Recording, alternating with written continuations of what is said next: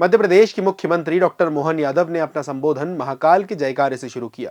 सच्चा भारत अगर समझना हो तो गांव चले जाओ।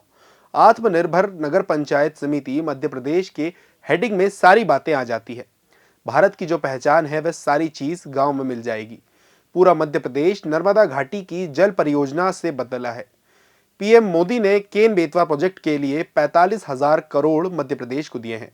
तो चलिए जानते हैं कि सीएम मोहन यादव बजट को लेकर और क्या क्या कहते हैं। नमस्कार दर्शकों, आप देख रहे हैं प्रदेश तक और मैं हूं आपके साथ यश पाठक।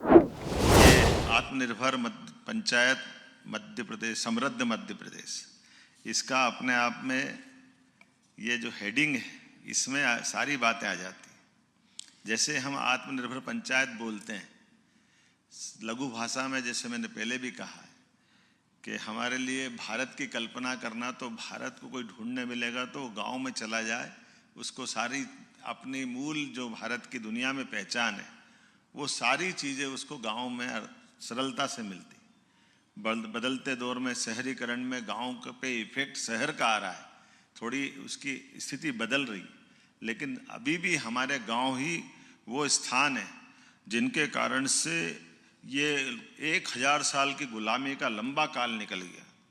कई आए कई गए, यूनान मिस्र रोम मिट गए, जहाँ से कुछ बात है कि हस्ती मिटती नहीं हमारी। तो ये कुछ बात है कि हस्ती मिटती नहीं हमारी, उसका कारण क्या है? क्योंकि ये जो भी आए गए जैसा भी हुआ, लेकिन इनके आने जाने से हमारे गांव की हकीकत नहीं बदली, गांव का अपना परिवेश नहीं बदला, गांव का जो अपना स्वावलंबन, गांव के अंदर की सारी व्यवस्था को, परेशानी को गांव के अंदर समाधानकारी तरीके से खोजना।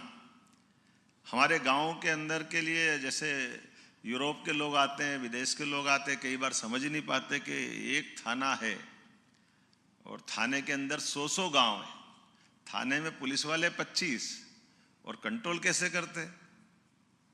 अब ये उनको विसंगति लगती कि ये कैसे हो सकता है, लेकिन जो समझने वाले समझते हैं। हमारे भारतीय से पूछो तो तुरंत बता देता है कि भाई 25 पुलिस वाले इसलिए पर्याप्त कि गांव वालों के लिए पुलिस नहीं चाहिए, गुंडों के लिए पुलिस चाहिए। गुंडों के लिए पुलिस निपट लेती है, गांव वालों को पुलिस की जरूरत थोड़ी है।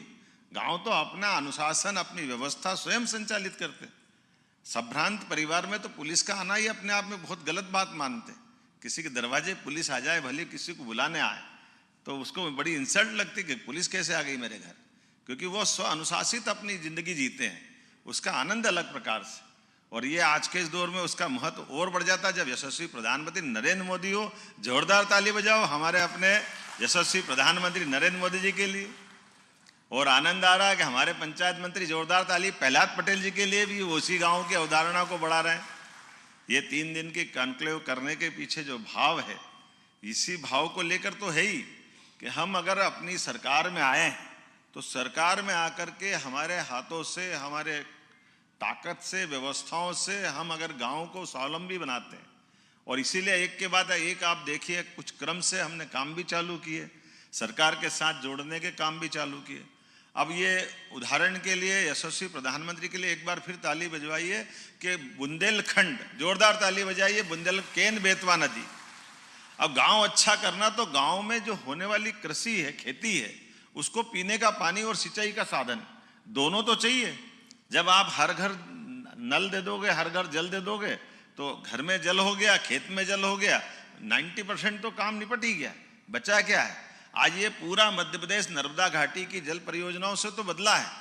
अब बचा हुआ हिस्सा हमारा मध्य प्रदेश का 2 हिस्सों में, एक हिस्सा हमारा बुंदेलखंड का है, जिसमें वो बुंदेलखंड, जिस बुंदेलखंड ने कभी भी कई लोग आए, मुगल आए, सुल्तान आए, पठान आए, अंग्रेज आए, किसी के आगे अपनी कमर नहीं झुकी, किसी के पैर नहीं पकड़े, सबसे डट के मुकाबला किया।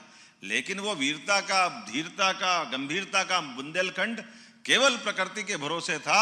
अब जल से उसकी स्थिति बदलेगी, ये सौभाग्य हमको मिलेगा कि नहीं मिलेगा? और 1 लाख करोड़ रुपया माननीय मोदी जी देने वाले, 1 लाख करोड़ रुपया, 45,000 करोड़ उत्तर प्रदेश के लिए, 45,000 करोड़ हमारे लिए। तो जैसा कि आपने देखा, ये थे डॉक्टर मोहन यादव जिन्होंने बजट को लेकर जानकारी दी। साथ ही उन्होंने बताया कि काली सिंधी चंबल नदी को जोड़ने के लिए मोदी जी की सरकार ने लोकसभा में उल्लेख किया है। और साथ ही मध्य प्रदेश के लिए गर्व की बात है कि हम पंजाब और हरियाणा को कृषि में पीछे छोड़ेंगे।